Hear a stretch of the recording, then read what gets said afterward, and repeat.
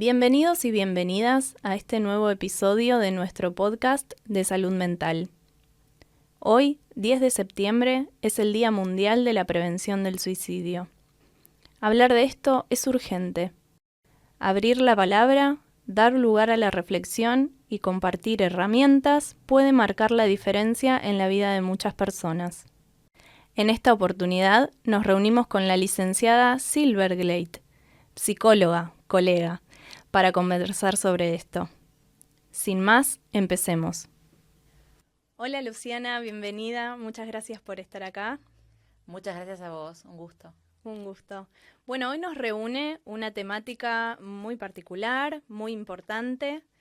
Estaría muy bien empezar por preguntarnos por qué es tan importante hablar de la prevención del suicidio. Bueno, precisamente es importante poder ponerle palabras a esta problemática, porque justamente se cree que como es algo tan triste, tan complejo, tan angustiante, hay que omitirlo y hay que dejarlo a un costado. Y justamente el silencio muchas veces puede ser disparador de una situación de autolesión o suicida. Con lo cual hay que dar vuelta a esta ecuación histórica que uno siempre escuchó de mejor omitir, hablar de estas situaciones y ponerlo sobre la mesa y en oído de todos, ¿no? Bueno, muy bien, eso es lo que nos reúne hoy aquí.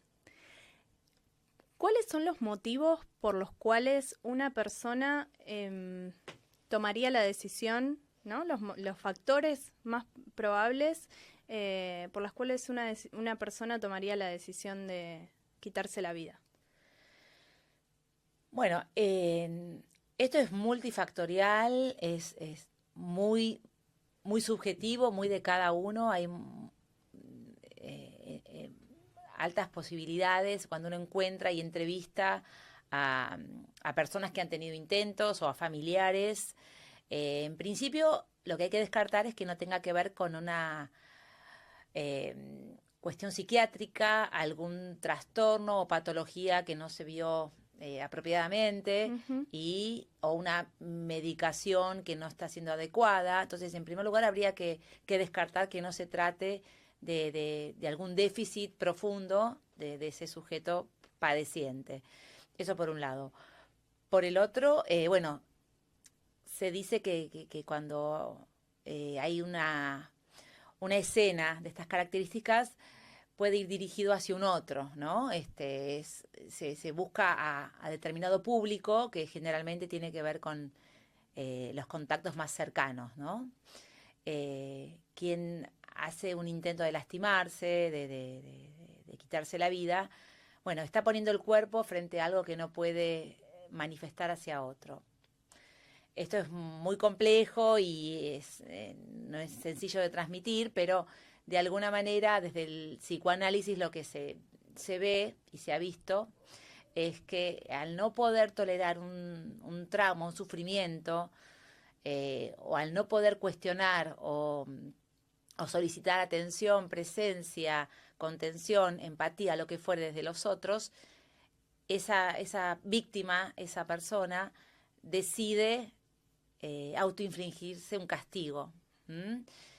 Mismo por culpa, por tener sentimientos encontrados, ambivalentes frente a quienes lo cuidan o no lo cuidan adecuadamente, pero al fin son quienes están a cargo. Entonces a veces la salida pulsional, este término que conocemos, ¿no, Martina? Que tiene que ver con una impulsividad muy irrefrenable, muy fuerte, muy intolerante. Esa persona va a cometer algo en ocasiones irreversible. Entonces, como decíamos, va dirigido a un otro, pero por una dificultad en poder hablar de lo que sucede. Y por otro lado, algo que se está viendo muchísimo, tiene que ver con estos ideales de pertenencia, de perfeccionismo, de determinadas características y virtudes que alguien tiene que tener, físicas e internas, para aplicar y estar en determinados grupos de pertenencia. sociales, laborales, bueno, estructurales, ¿no? Entonces, muchas veces hay como una distancia, una brecha entre lo que se espera de mí y lo que yo veo que puedo lograr. Entonces, en determinadas situaciones, uno ve que esta distancia es muy amplia y esa persona decide este camino, este destino. Por eso es que es tan importante poder poner palabras donde no las hay, ¿no? Y poder, procesar a partir de un encuadre terapéutico ese dolor incontrolable, entre otras cosas. Ahí hay un eje fundamental, ¿no? El dolor incontrolable, que puede ser producto de presiones sociales, culturales, familiares, laborales, o como vos decías también al principio, anímicas, estructurales, patológicas. Tanto de un lado como del otro hay algo que quisiera remarcar en relación a lo que estás diciendo, que tiene que ver con ese dolor irrefrenable, pero que al poner en palabras, bueno, puede encontrar una forma de encauzarse, ¿no? Como punto de partida, ¿verdad? Claro, donde no hay palabras, digamos, hay un pasaje al acto, como decimos, ¿no? Donde yo no puedo tramitar y procesar desde mi expresión, desde mi dolor, desde mi angustia, donde huelgan las palabras, aparece el acto. Y el acto en este sentido puede ser lastimarnos, generar prácticas autolesivas que son muy frecuentes actualmente.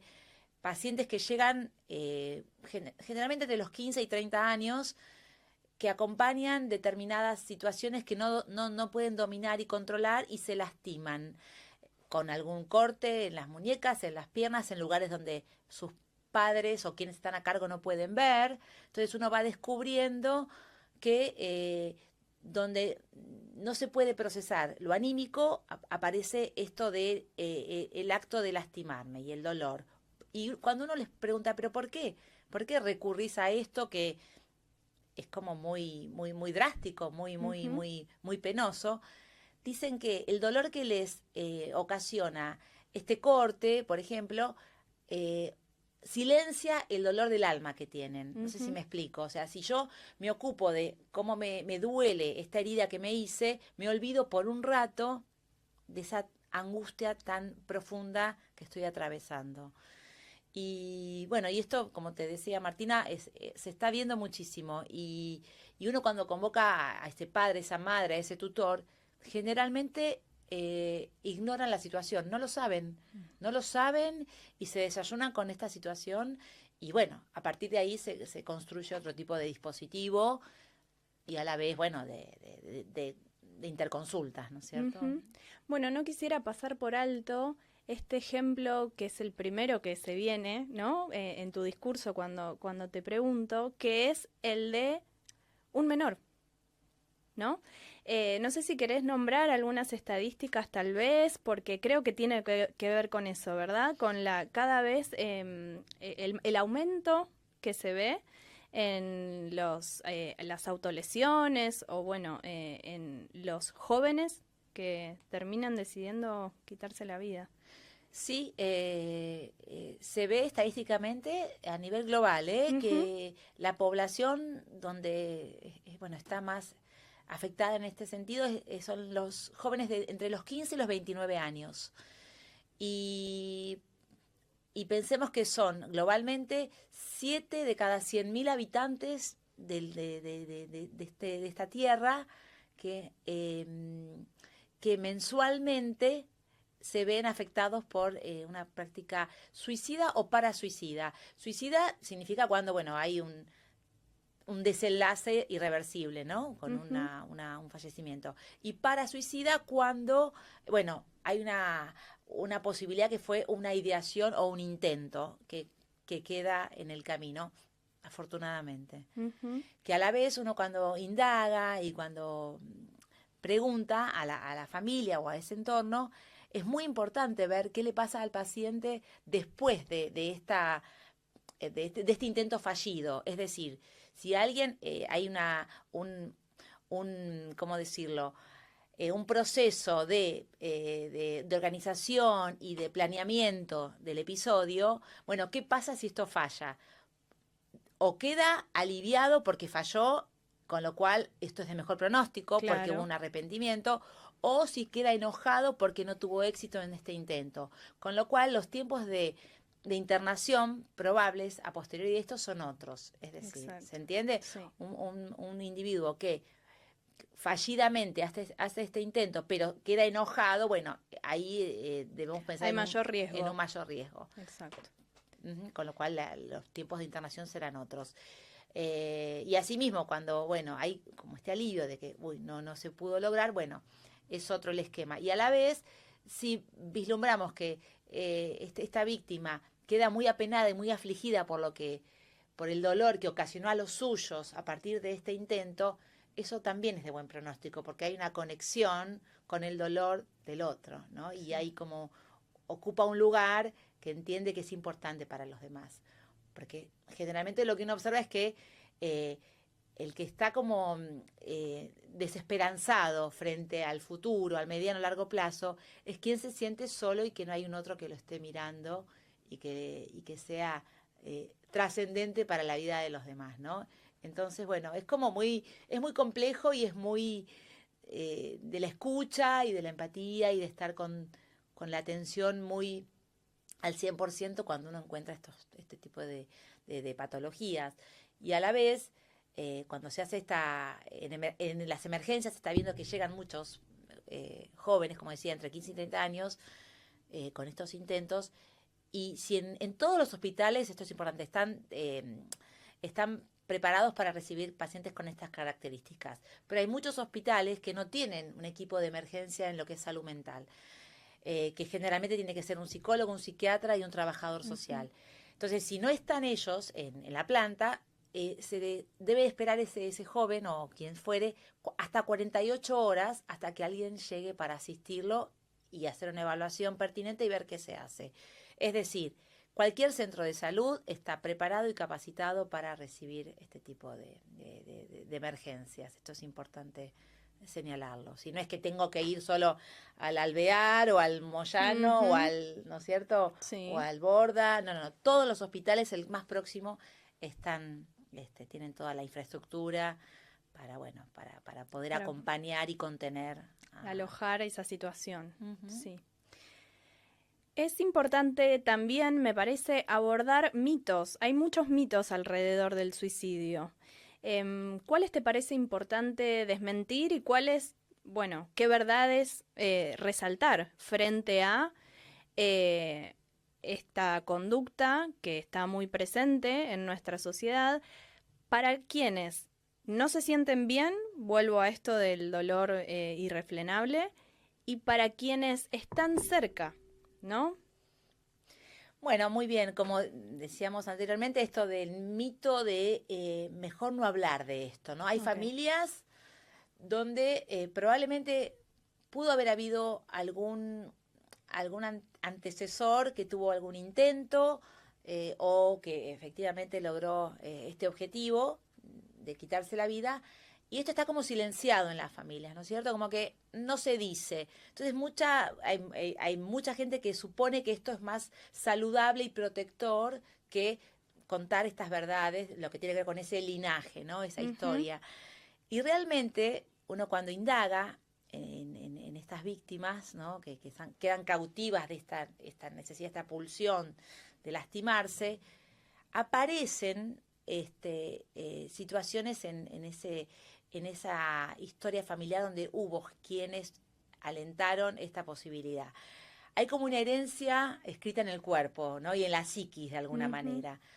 Lo que no se dice se actúa, ¿no? Lo que yo no sé, hay algo allí del orden de las sensaciones, de una verdad que no está legitimada, pero que nacemos con una historia generacional que nos hace quienes somos y qué haremos con todo lo sucedido anteriormente y lo que vendrá después. Con lo cual es fundamental poder saber qué ha pasado con mis padres, con mis tíos, con mis abuelos, etcétera.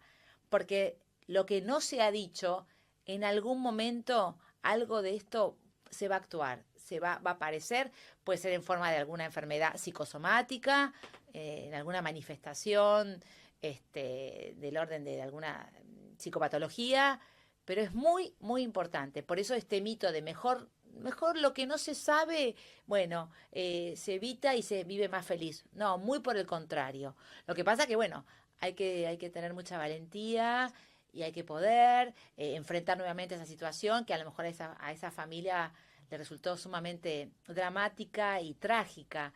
Pero si queremos proteger y cuidar a los que vienen después, bueno, en los consultorios hacemos pedagogía en este sentido, ¿no? Sí, es no, muy no, no, importante. no hablo de constelaciones ni nada de eso, que bueno, que es otra cosa, no hace falta hacer constelar para saber qué pasó en mi historia, sencillamente poder, bueno, decir las verdades y las situaciones favorables y las que no lo fueron, para evitar que este tatuaje en el cuerpo o en la psiquis después no sea como origen de alguna situación irreversible, como decía, ¿no? Sí, total. Hay otro en el que estoy pensando, mito, que hace muchos años que está bastante instalado en nuestra sociedad, que es que quien se quiere suicidar o quien está pensando en suicidarse no lo va a decir, directamente va a llevarlo a cabo. Bueno, esto también es un mito, es falaz, porque justamente quien está pensando en esta posibilidad da señales que no hay que ser un profesional para poder verlas. Hay que estar, hay que observar, hay que implicarse, hay que dejar las pantallas de lado por un rato durante el día y poder observar a los nuestros, ¿no? ¿Cuáles podrían ser estas señales de alerta? Bueno, en principio, si vemos que hay cambios en el estado anímico repentinos, ¿viste? Cuando uno dice, che, lo veo raro, está diferente, ¿qué le estará pasando? Más allá de que los adolescentes, bueno, esto es inherente a la adolescencia, los Sí. cambios de conducta, los cambios de estado de ánimo, pero cuando vemos que hay algo muy, muy repentino, muy brusco, muy antagónico en el cambio de conducta de alguien, tenemos que esta es una red flag, como dicen ahora, ¿no? Una señal de alarma. O mismo si vemos que alguien se va aislando, va dejando las prácticas que tenía, sociales, culturales, artísticas, o simplemente de salir a dar una vuelta, a tomar algo. Digamos, hay gente que de pronto uno escucha que dice, no, me quedo en mi casa tranquila, tranquilo, no tengo necesidad de salir, de sociabilizar. Bueno, esto sí aparece repentinamente, es algo para alarmarse. Por otro lado, muchas veces aparecen situaciones donde uno ve que aquella persona empieza a regalar cosas, a deshacerse de elementos, de objetos que son queridos, que le pertenecen, y empieza como una cuestión de herencia en vida. Entonces, bueno, ¿no? Mejor que sobre a que falte, sospecha, ¿no? Claro. Mejor pecar de, che, qué exagerado, esta consulta viene porque muchas veces los padres asisten y preguntan, puede ser tal cosa, bueno, bienvenida esa salubridad, ¿no? Mejor que sobre un asesoramiento a que falte. Por otro lado, también cuando a veces los amigos señalan algo que les está preocupando de alguien de ese grupo, ¿no? Que ven de pronto que hay uno de ellos que está como más irascible, más irritable, que tiene reacciones como muy particulares, que antes no eran habituales.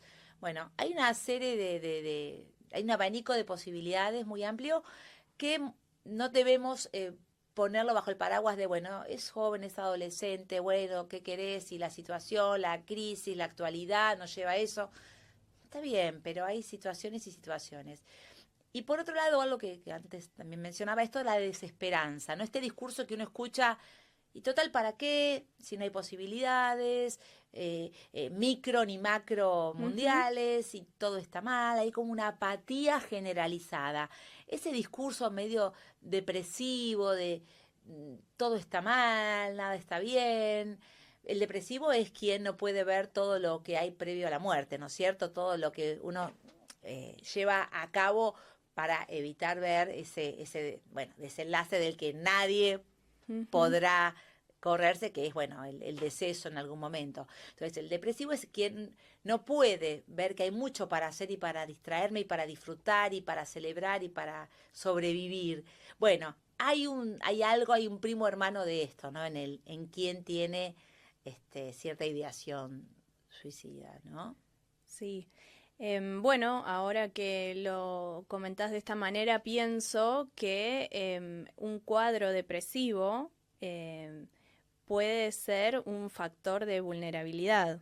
Hay algunos otros cuadros, sean de salud o no, que también estén implicados y que sean un factor de riesgo en sí mismos. Sí, por supuesto.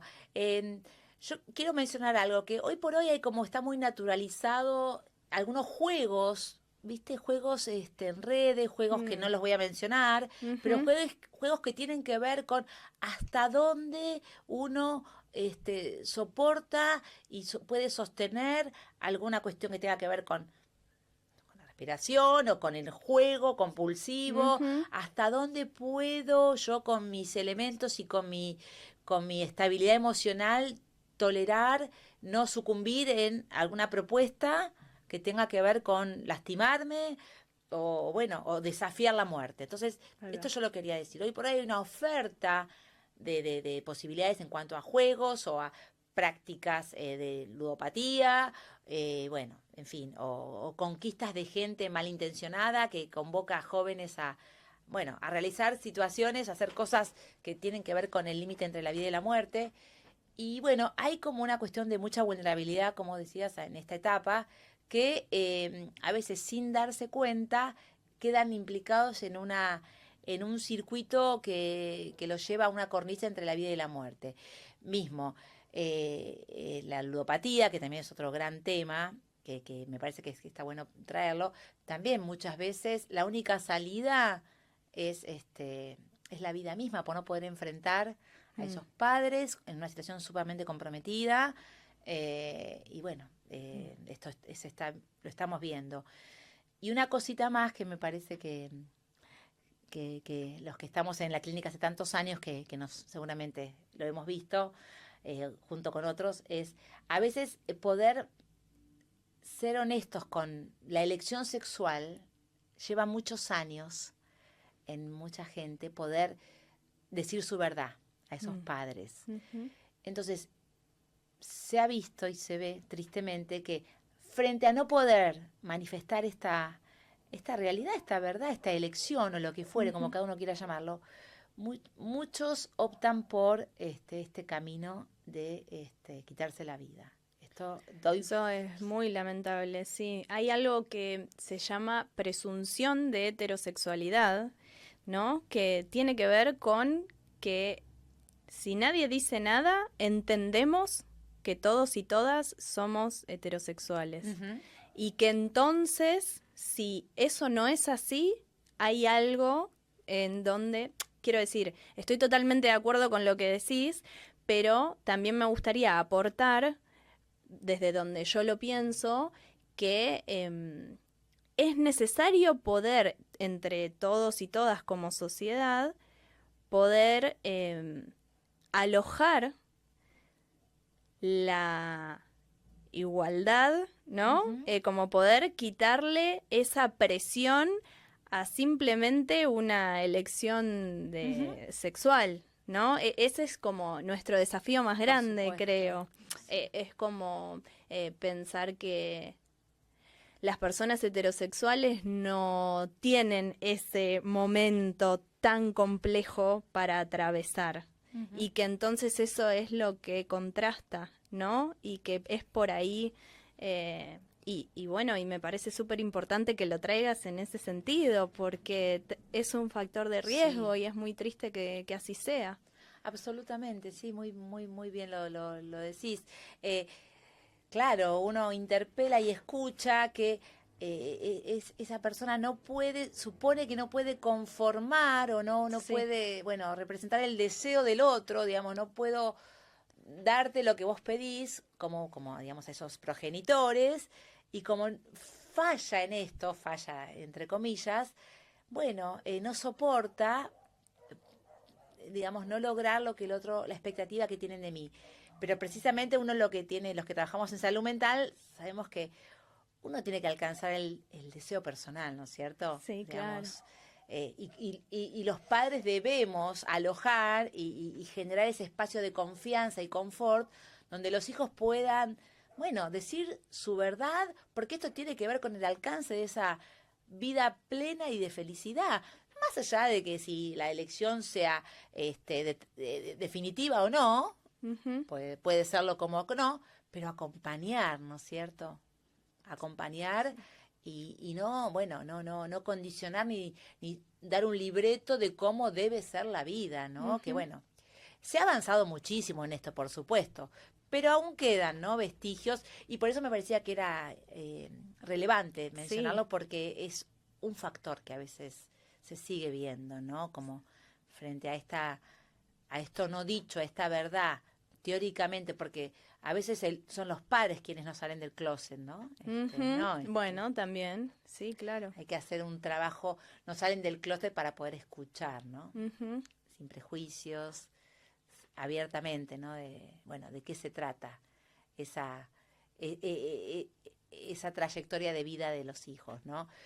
Con lo cual, bueno, volviendo a esto que vos decías, sí, hay un montón de situaciones donde debemos estar atentos, acompañar y no sesgar, ¿no? No sesgar, bueno, el discurso y por otro lado, y no subestimar el dolor del otro, ¿no? No, bueno, nada, ya se le va a pasar, esto es así, lo conozco, mi mamá era igual, yo era igual, no relativicemos, no naturalicemos, demos entidad al dolor del otro, ¿no? Validemos y como decía antes, ¿no? Mejor pecar de exagerados bueno, a pensar que, bueno, que se les va a pasar, ¿no es cierto? O más aún, creer que es un tema de la voluntad, volutivo. Bueno, no, vos podés, salir adelante, ¿para qué vas a medicarte? Pero no, te llevo al cine, te compro un helado. No, o sea, realmente Ujú.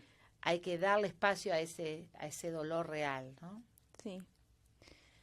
Bueno, hasta aquí hemos hablado en primer lugar de qué es el suicidio, luego de factores de riesgo, de cómo estar atentos desde el entorno a cómo acompañar y poder identificar esas señales de alerta. Y ahora considero importante profundizar un poco acerca del tratamiento, ¿no? Una vez que algo de esto empieza a aparecer a través del discurso, de las palabras, ¿cómo se sigue? Bien, bueno, por supuesto que es fundamental generar un compromiso con toda la familia, ¿no? Con toda la familia de este paciente. O sea, acá es necesario anoticiar a todos de lo que está sucediendo y establecer estrategias colaborativas, participativas con toda la familia, ¿no? Es decir, una terapia vincular, más allá de la terapia individual o la internación de la que hablábamos cuando los casos son como, bueno, como más extremos. El paciente, como decía, que llega a ese centro de salud, se tiene que ir del centro de salud ya con un turno en esa misma semana para ver al especialista, psiquiatra, psicólogo, trabajador social. Bien. Entonces, siempre y cuando pensemos en que no queda internado, ¿sí? Ujú. Entonces, ya desde el vamos hay que establecer un esquema sumamente exhaustivo y cotidiano de abordaje de esta situación que en los mejores casos, digamos, hay la posibilidad de reivindicar el lugar de la vida, ¿no? O sea, de Sí. dar posibilidad a seguir viviendo. Entonces, si no hay una internación, se establece una terapia vincular de inmediato y se sale del centro de salud ya con estos turnos pertinentes. Por otro lado, hay técnicas analíticas que tienen que ver con el psicodrama, hay mucho se está trabajando mucho lo que tiene que ver con las terapias cognitivo-conductuales, ¿no? De dar estrategias en el aquí y ahora, ¿no? De irse con una serie de pasos claros a estrategias, seguir, ¿no? claro, sin diván a largo plazo ni Claro. psicoanálisis ortodoxo, sino con pasos concretos a seguir. El paciente, por supuesto, no puede estar solo, no puede permanecer solo. Ujú. Muchas veces se trabaja con el esquema de acompañamiento terapéutico. Bueno, tiene que haber un compromiso de todo el entorno, de la familia, de lo social, bueno, por supuesto es fundamental sacar adelante a este individuo, más allá de si va al colegio, no va al colegio, si trabaja. Acá lo que importa es que esté controlado y apostando a la salubridad y a reinsertarse en este espacio vital que se ve que había abandonado desde la ideación o desde lo que fuere. También hay muchos talleres, hay muchos espacios que tienen que ver con lo artístico, con el trabajo ocupacional, con ofrecer actividades que vayan más allá de una cuestión de debo ganar dinero o debo dar esta materia. No. Conectarlo con actividades que busquen esa alegría, si es posible, o esa conexión con lo maravilloso que puede tener la vida en ese momento. Por supuesto, suena como muy fácil, como lo digo, no es sencillo, porque pensemos que hay todo un sistema familiar o social que está como activando algunos aspectos degenerativos desde lo emocional, y muchos entornos, las familias básicamente, se resisten a aceptar y a pensar que la situación puede repetirse, puede ser gravemente, acontecida en un futuro cercano. Entonces, con lo cual a veces es más difícil conquistar a la familia en esta idea de acá es prioritario que ustedes se ocupen, que dejen de lado sus actividades. Acá la idea es que este ser amado, bueno, salga adelante. Entonces muchas veces hay resistencias en este sentido y hay negacionismo, ¿no? Otro mecanismo. Hay un negacionismo defensivo bueno, no, fue así, fue para llamar la atención, pero justamente fue para llamar la atención y el amor, ¿no? De quien no ve, de quien prefiere estar ocupado en sus aspectos cotidianos, ¿no? Entonces sí soy clara en este sentido. Sí, y pienso en relación a los distintos espacios psicoterapéuticos que nombraste recién. Estamos en un momento donde hay muchas ofertas en ese sentido, varios dispositivos y bueno, y son bastante accesibles en ese sentido. Pero lo que te quería preguntar es, más allá del tipo de dispositivo, si considerás que es el lazo terapéutico, lo que nosotras podemos llamar transferencia, ¿no? Si también puede ser fundamental para poder instalar algo de esto de que esa persona que posiblemente tenga muy baja su voluntad por cuestiones que la exceden, pueda volver a conectar con un espacio que es fundamental para continuar este tratamiento y que el escenario se pueda transformar.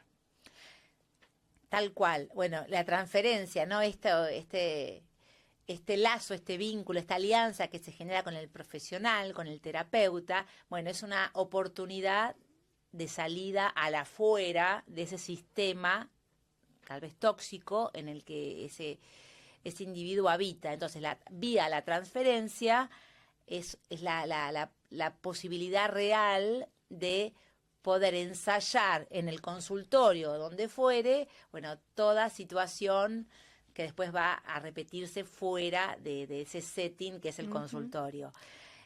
Tal cual, o sea, es ineludible y es fundamental que se establezca una buena transferencia, porque a veces esto no sucede.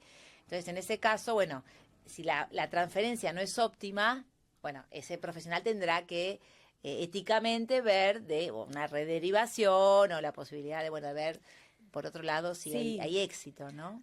Digamos, lo quería rescatar en este sentido justamente por esto que vos decís, porque a veces este contexto que es tan importante o no está, o es peligroso, o es negativo el familiar, ¿verdad? Entonces, si alguien que nos está escuchando no se siente bien, también es importante que pueda prestarle atención si es que ya tiene un psicoterapeuta o que ya pasó por algún espacio. Es muy importante poder devolverle o remarcar que ese vínculo tiene que ser cómodo, tiene que ser seguro, tiene que ser...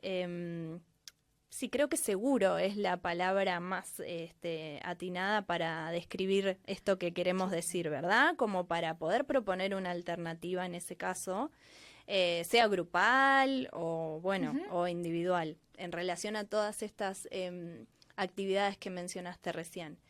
Esto podríamos agruparlo en una primera instancia o categoría que tiene que ver con la psicoterapia, ¿verdad? En cuanto a los marcos teóricos o dispositivos.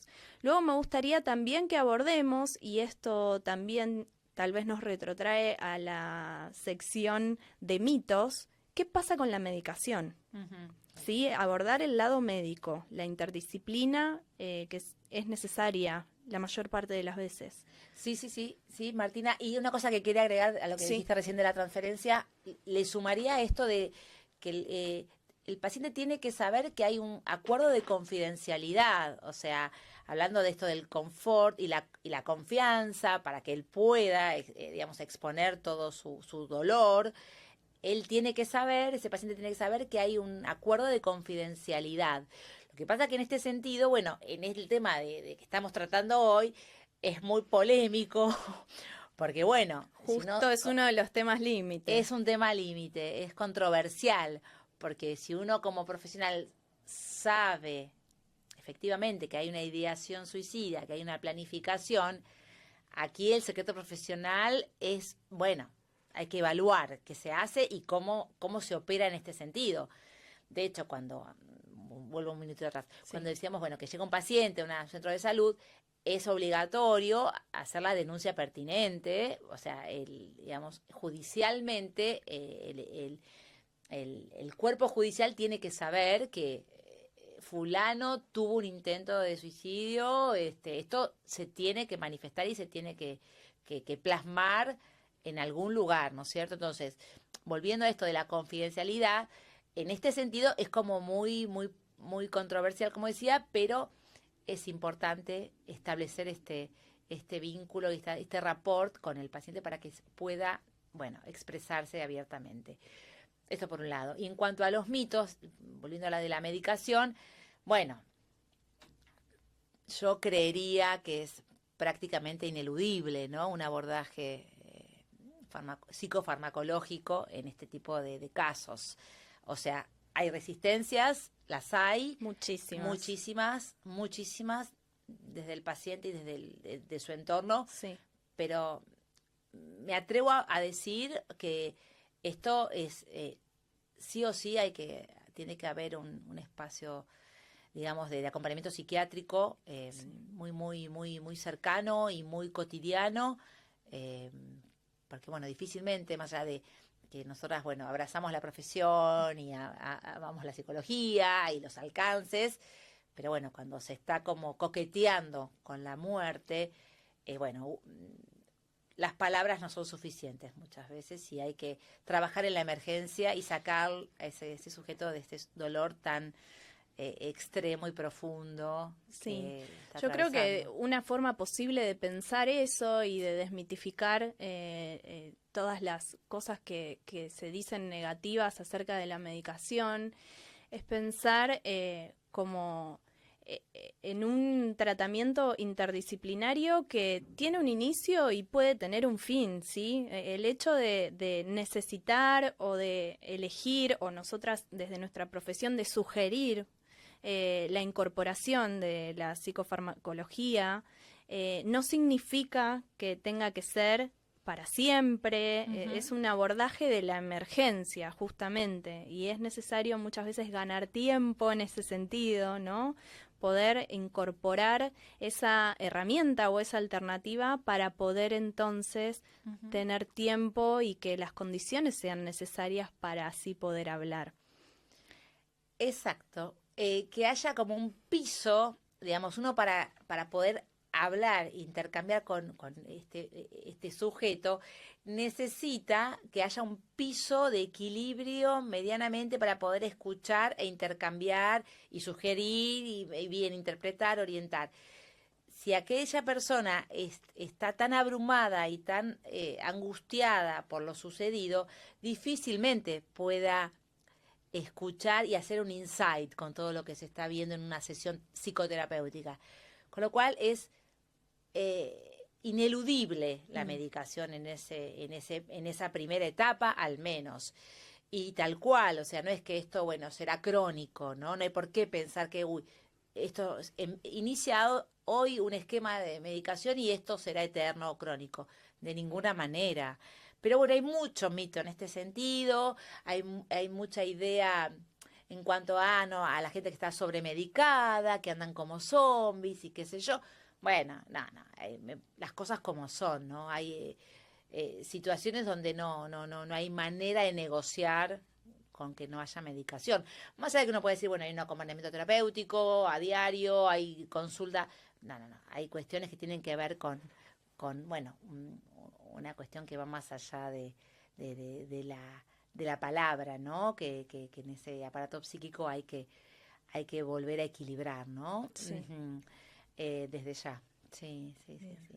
Y también, perdón, y siendo muy claros en este sentido de expresar, esto empieza, este esquema, pero no, de ninguna manera hay por qué pensar que esto será para siempre. Poder verbalizarlo, ¿no? Porque está esta idea de, bueno, ya me medican y muchas veces aparecen los pacientes que dicen, no, voy al psiquiatra y nada más, ¿para qué la terapia? No, pero precisamente tiene que ver la ecuación con que a medida que voy pudiendo avanzar en la psicoterapia, puedo ir pensando en empezar a restar y a quitar medicación, ¿no? Claro, digamos, lo que se busca, podemos nombrarlo en estos términos tal vez, es en primera instancia, a través del psicofármaco, lograr cierto equilibrio químico. Y a lo largo de nuestro abordaje psicoterapéutico, que ese equilibrio químico que necesitamos que en su momento sea externo, pueda volver a ser interno a través de nuestro tratamiento. Creo que esa puede ser una forma interesante y desestigmatizadora de pensar la interdisciplina y las intervenciones en estos casos que la requieren.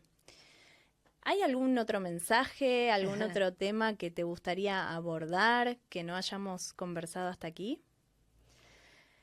Bueno, no, un poco esto, ¿no? De poder dar espacio y alojar el dolor del otro, ¿no?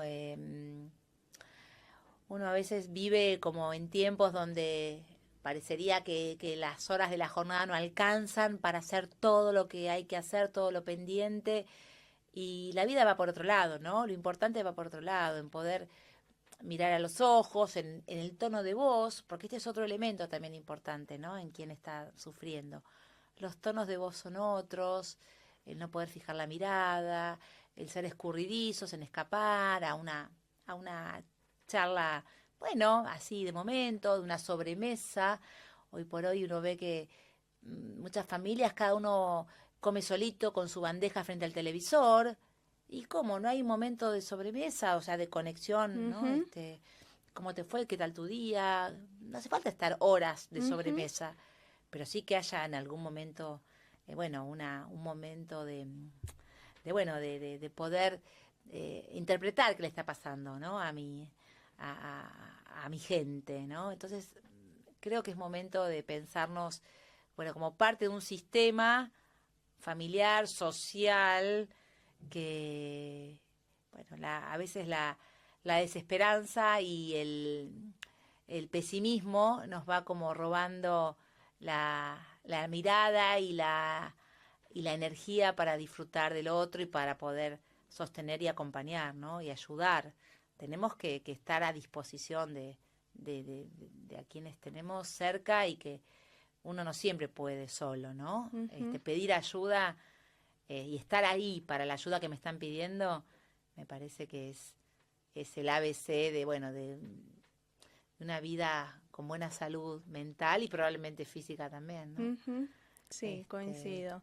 Bueno, muchísimas gracias. Tocamos un montón de temas muy interesantes, muy sensibles, delicados. Te quiero agradecer por la calidez con la que los has atravesado. Y bueno, a todos los que están del otro lado también les agradecemos mucho por habernos acompañado en este episodio tan particular. Y queríamos con Luciana hacer hincapié en que si estás del otro lado y no te sentís bien, no estás solo. Siempre hay alguien dispuesto a escucharte y acompañarte a buscar la ayuda que necesites. Muchas gracias, nos vemos en el próximo episodio.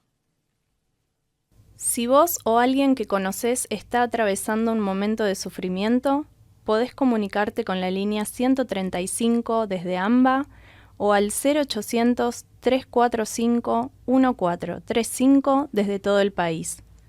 Además, en Briut Salud encontrarás profesionales en salud mental dispuestos a ayudarte y acompañarte desde donde estés.